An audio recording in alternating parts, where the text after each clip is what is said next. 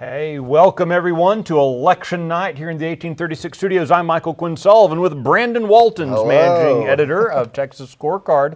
Wow, what a fun evening already. Already, I mean, literally, we were watching, even before Texas came in, getting to watch some of the other states like Florida. First of all, Florida, wow, immediately, I don't know how fast that race was called, but it was called so fast that you had Ron DeSantis, Marco Rubio, announce that they had won those elections.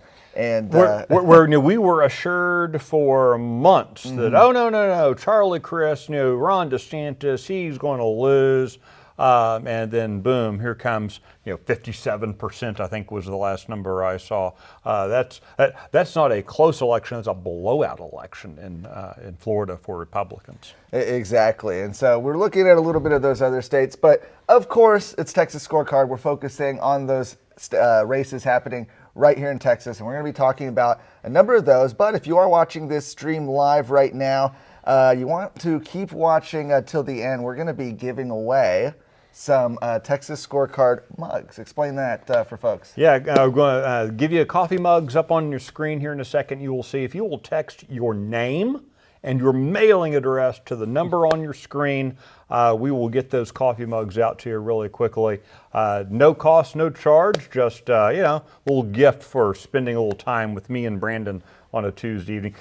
It's kind of punishment to be with us, so you can have a coffee mug as a gift. So, yes. So you can follow the instructions on the screen, and we'll throw those up a couple of times during the evening tonight. Well, and you might need the mug if you're following some of the races in, say, Pennsylvania or Arizona, Georgia, where they're expected to go late into the night, maybe go for several days. People might need their coffee. But here in Texas, when you look at the statewide, looks like those are going to be called pretty early. Yeah, they're going to be called fairly early. Look, right now, if you are watching any of the kind of the regional cable networks, or if you're watching Fox News or Lord help you MSNBC or one of those, you're hearing, oh well, look, Beto O'Rourke won 65% of Dallas County in early voting. Okay, well, what's early voting? 2, it's early voting, and 3, it's Dallas County. Those kind of numbers, those are all going to fade into the memory. Dan Patrick win, Ken Paxton win, Sid Miller win, go down the line this evening. I think is what, something weird could still happen, Brandon, but right now it feels like we're looking at another Republican sweep of Texas. And one of the early signals of that was Tarrant County. Of course, Tarrant County was called for a long time the largest Republican urban county in the state. And it looks like they're going to continue to retain that title. They started to go a little purple. No. People thought they were going purple in 2020, and now the red hue is coming back. Yes, it looks like immediately in early voting you had Governor Abbott leading Beto O'Rourke by 3 or 4 points in those early voting, and those numbers continue to come in. And we talked about this if folks watched our broadcast at noon where we were talking about what to expect tonight. I think we're going to continue to see this trend of conservatives voting on election day, which is something we saw start to happen earlier this year in the primaries, and it looks like it's a trend that's going to continue to hold. Yeah, and particularly look at Tarrant County. I think when you look at other counties around the state, you're going to find guys like Tim O'Hare, who's running for county judge there in Tarrant County, doing well, and oddly, I think that's going to those kind of mid-level races are going to be kind of pushing both up and down on the ballot, because those are the kind of races, Brandon, where folks are talking about crime and where they can actually do something about it. That's where they're talking about some of the costs of government, like property taxes, and they can actually do something about it in the here and now, and not wait for legislatures or Congresses or anything else. So I think that's why you see in Tarrant County a lot of folks saying things have got to be fixed. And you've got someone like Tim O'Hare coming in. And look, the previous county judge there was a Republican, sort of, Glenn Whitley, who has since gone on and endorsed Mike Collier, the Democrat running for lieutenant governor. So not much of a Republican. And I think that you're seeing voters say, we want clear distinctions. Ronald Reagan, we want bold colors, not weak pastels. And I think we're seeing that in Tarrant County and other places around the state. Well, and you mentioned that. You look at how Beto O'Rourke did just 4 years ago, right, in those major urban counties in Texas. Right now, those numbers are out there right now with early voting in. O'Rourke is literally doing worse now than he was 4 years ago in Harris County, in Dallas County, in Tarrant County, Bexar County, Travis County, the major urban counties, all the places where Beto O'Rourke was expected to do well. He's underperforming from 4 years ago. Yeah, and 4 years ago, Robert Beto O'Rourke was kind of a Rorsch test. He was kind of unknown. If anyone knew anything about O'Rourke, he was the guy who did karaoke in the car with the the squishy leftist Republican kind of thing. No one knew who he was. He was that weird guy who skateboards. That kind of that you had no thoughts about him. You didn't know what he believed in. Well, in the intervening 4 years, now he's run for governor, he's run for president, run for the Senate, run for president, and he's taken a lot of positions. And now folks know what a Beto O'Rourke is, and as it turns out, Texans aren't really impressed. Speaking of when you see the Republicans, we've seen Republicans doing well. Statewide, it looks like doing well throughout the state legislature. Republicans are going to continue to hold all the levers of government statewide in Texas. Earlier today, I got to speak about that and the expectations with the Republican Party of Texas Chairman Matt Rinaldi. Here's a bit from that conversation. Speaking now with Republican Party of Texas Chairman Matt Rinaldi. Matt, certainly this election cycle has been a long time coming, a lot of work done by grassroots activists, by the party, by candidates, etc. Now it looks like, once again, Republicans are going to control every statewide office in Texas, as well as the state legislature. Yeah, I think it's looking very good for Republicans right now. I think the only question is going to be whether or not our statewides win by double digits, and whether or not Dan Patrick or Greg Abbott is the top vote getter among statewides. I think in the state legislature, we're poised to pick up seats in the House. The question is, how many seats are we going to pick up in the House? Is it going to be, 3 or 4? Is it going to be 5 or 6 or more? I think in those 3 congressional seats in the Valley, we're looking like we're going to pick up at least 2 of 3 of those seats, and we have a chance to pick up 3 of 3 of those contested seats, which is great because Democrats are spending money right now in districts that Biden won by double digits, trying to hold those seats in Texas and across the country. What do you attribute this to? Is it part of a national trend? Is it something happening here in Texas? Is it all of the above? I think it's a national trend, especially, and in Texas specifically, the change of Hispanic voters to the GOP, Hispanic and working class voters shifting to the GOP in large numbers in South Texas. But more than that, and on a broader scale, it's an increasingly extremist Democratic Party that are not focused on the concerns of average working class Americans. I mean, the top issues for Republicans and for working class Americans right now is inflation, the border, crime. And Democrats are out there talking about January 6th climate change and teaching transgenderism to children in schools. They're completely out of touch. They're completely held by their most extreme factions in the party, and they're not a party that represents average Americans anymore. Looking forward now to the next legislative session. It's already just a couple months away now. With Republicans in charge once again, what do you expect to see happen? In the legislature? Yes. The one thing that I think every Republican should expect to see happen, no questions asked, is that we spent this election trying to keep Democrats who are increasingly extreme and dangerous out of power. And one of the first things that the House is going to do is vote on whether or not Democrats get to hold powerful committee chairmanships. That those are chairmanships that are going to allow them to control the flow of legislation. They give them a bully pulpit on which to spread ideas, and they give them a platform on which to raise money that will then be spent against Republicans in the next election. So I think it's very important that in the rules vote, which is going to come on the second day or third day of session, that every Republican votes to ban Democrat committee chairs in the state house. Last question. Obviously, you're focused on what's happening here in Texas, but we are keeping an eye as well on some of the races in other parts of the country. Are there any that you're particularly interested in right now? Yeah, I think it's looking like Republicans are going to take the Senate. The question is how many seats. I Hmm. think it's entirely possible that Republicans take 54 seats in the U.S. Senate. I think everybody's looking at Arizona and Blake Masters. Everybody's looking at Georgia, Pennsylvania, and New Hampshire. And if we win all of those seats, we're going to have 54 seats in the U.S. Senate. I think New Hampshire is looking like an increasingly likely pickup, Hmm.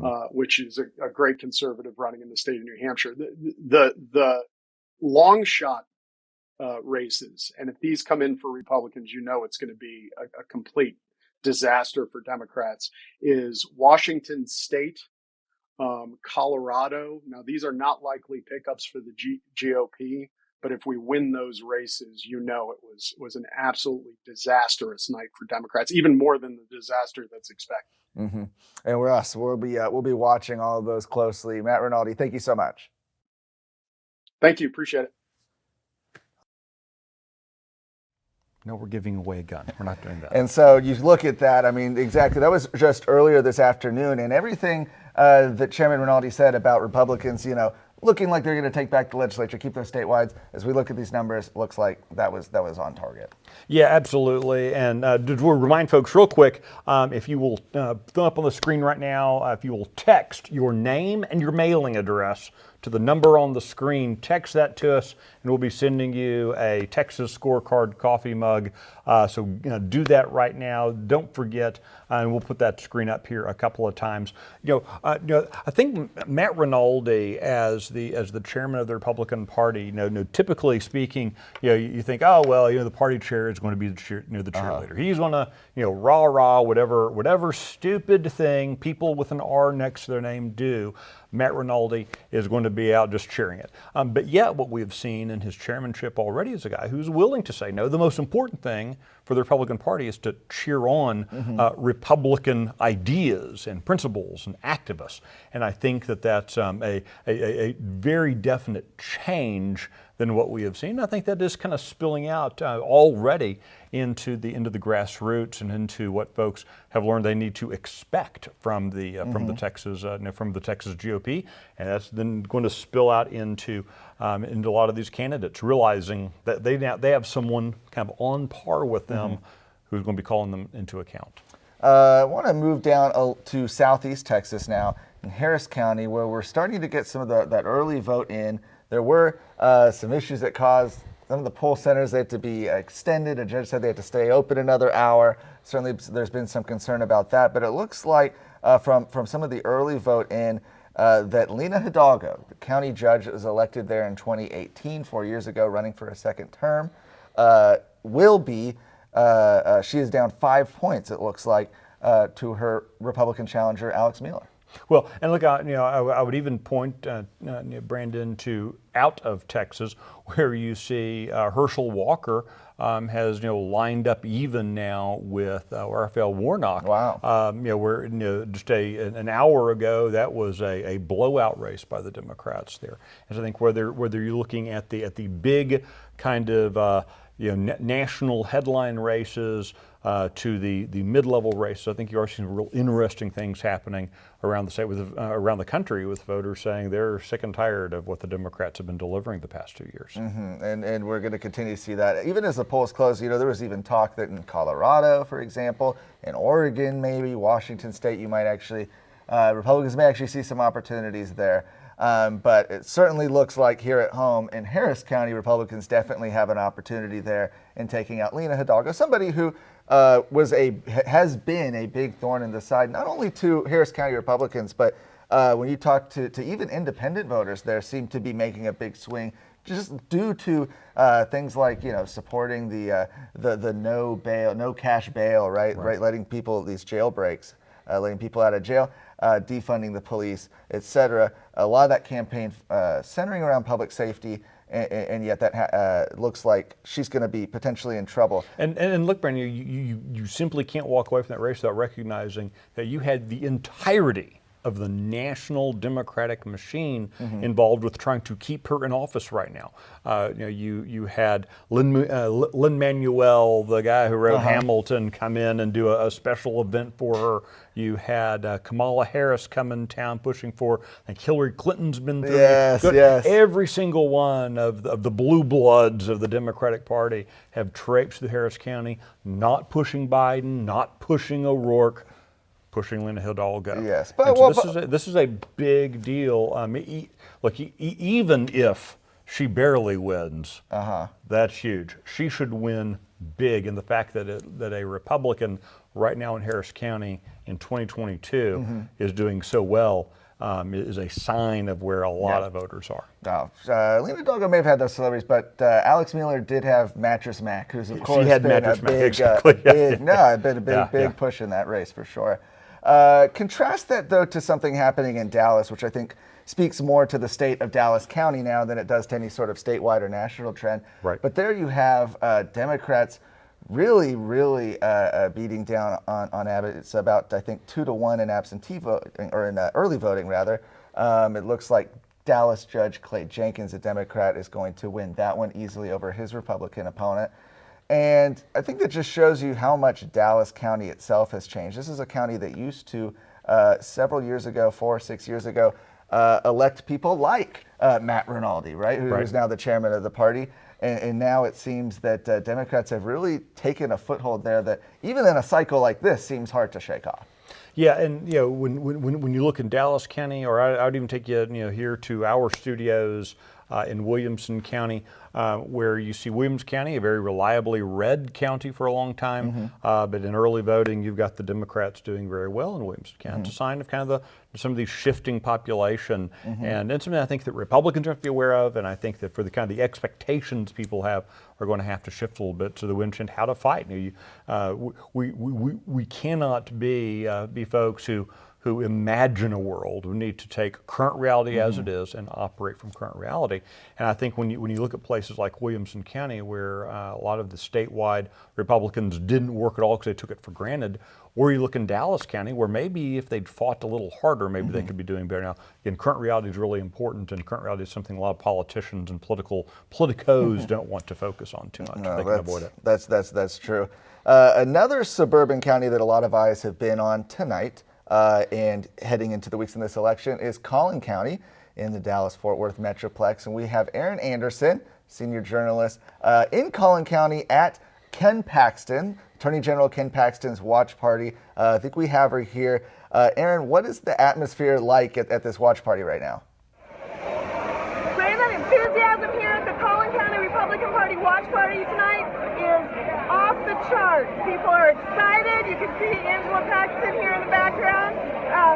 Tons of people here, high energy. All the Republicans here in Collin County looking forward to some big wins tonight.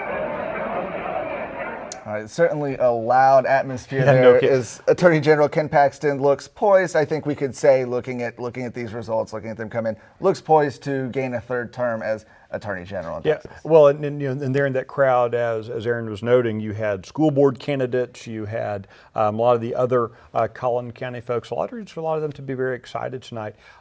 Who's probably not excited tonight, given what's happening in the Attorney General's race with Ken Paxton looking, like you said, to earn a third term, are the guys in kind of the establishment, let's get along with the Democrats wing of the Republican Party.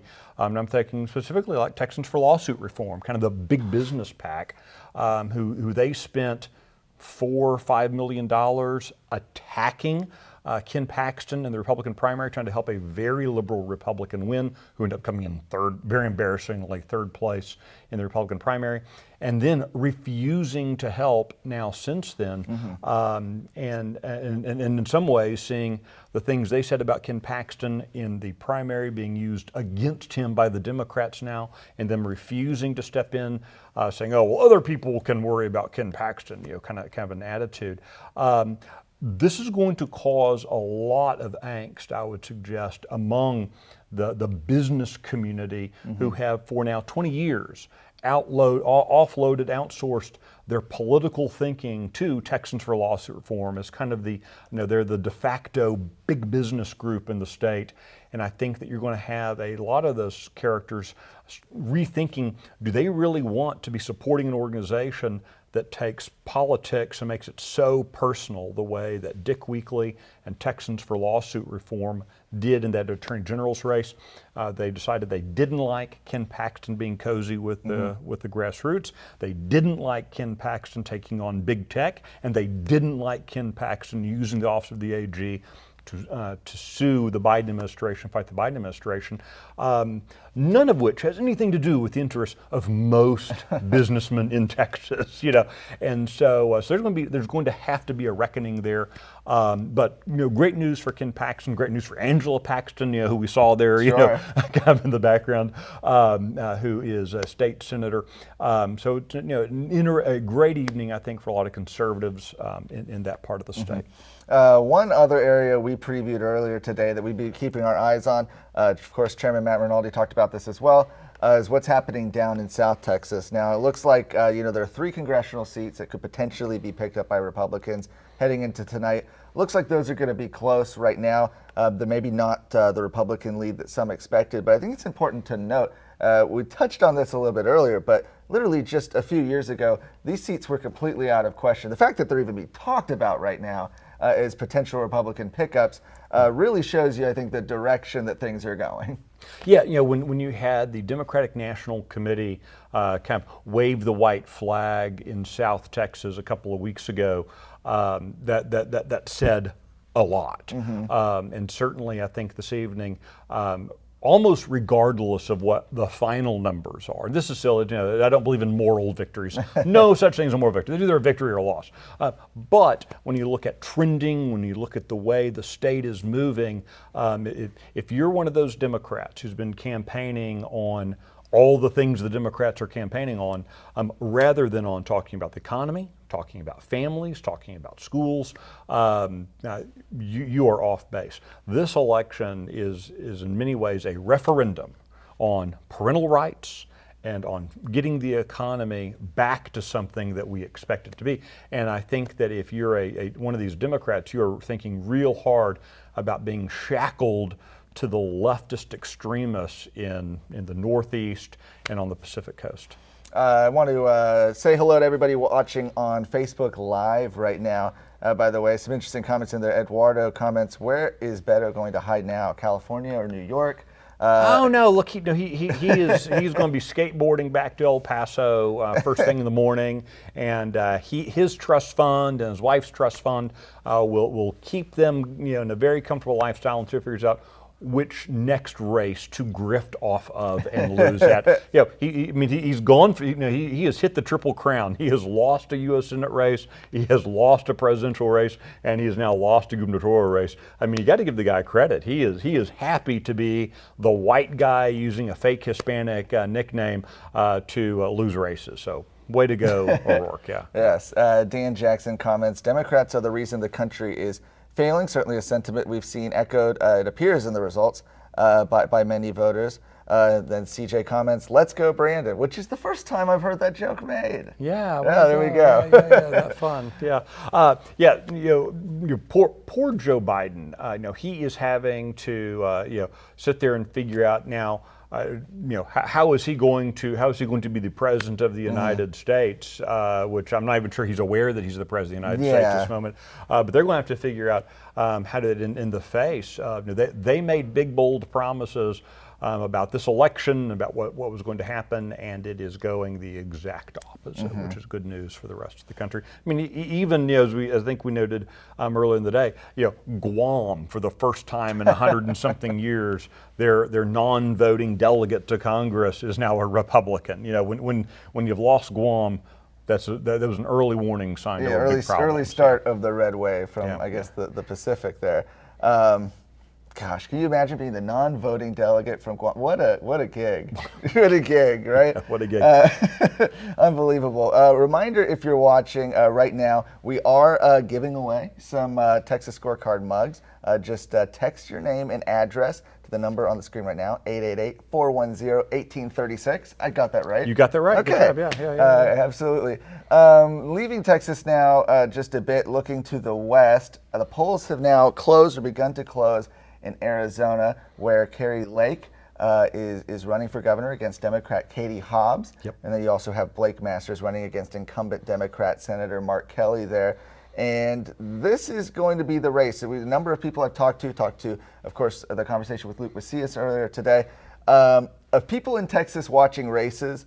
This race in Arizona is topping the list for a lot of those people. Oh, absolutely. I mean, I want to read you this quote from Kari Lake from a little earlier this evening.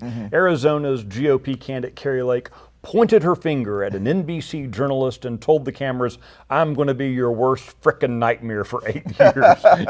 Oh, that's glorious.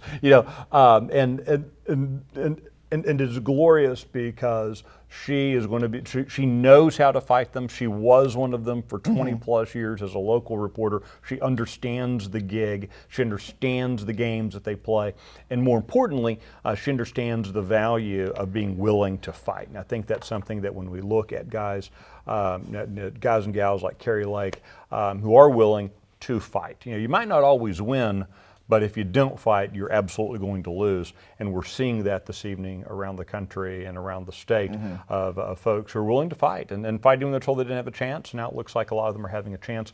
With Kari Lake, she's made a lot of promises about what she's going to do in her first day in office. And she's going to have to deliver on things like declaring an invasion at the southern border. And, and I think there's a lot to suggest that she is actually going to do it. And that's going to put guys like Greg Abbott, another Republican border governor, in a position who has so far not answered the question about declaring an invasion. He's kind of hid behind other people's comments about trying to dismiss it.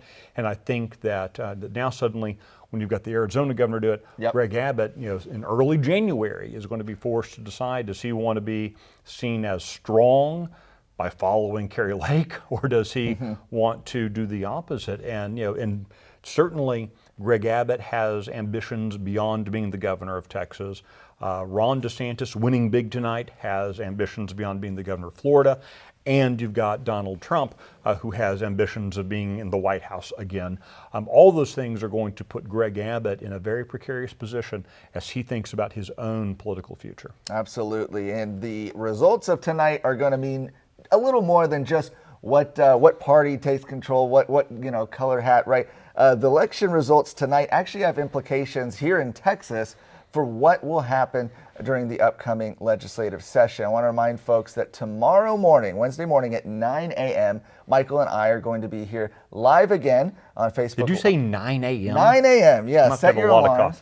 Set your alarms. Watch us at 9 a.m. We're going to be on Facebook Live and YouTube Live as well. And so be sure to subscribe so you can get notified when we go live there. But we're going to be talking about what these results from tonight actually mean, looking forward to especially the upcoming legislative session.